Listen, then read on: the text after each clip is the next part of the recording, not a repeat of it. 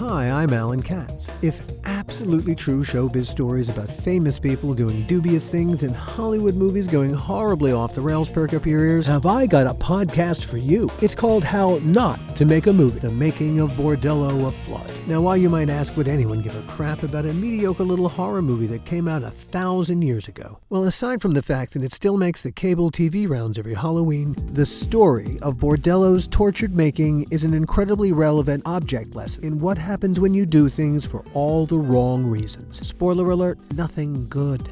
Perversely, Tales from the Crypt presents Bordello of Blood came together exactly like a movie monster, made out of spare parts, which then haunted the very people who made it.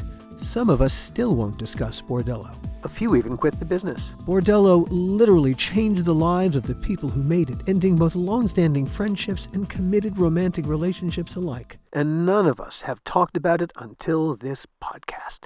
Oh, this story is going to hurt to tell. 30 years brings a lot of perspective. Consequently, I have no axes to grind. I'm here to confess my sins and tell you what I contributed to this fiasco, which was plenty. I'll interview everyone who'll still speak to me. Production team, the actors, our crew up in Vancouver, and my old creative partner, Gil Adler, Bordello's director, its co-writer, and producer. Hey, as far as I'm concerned, no one in this story has anything to be ashamed about. I mean that, no one, except me and Sylvester Stallone.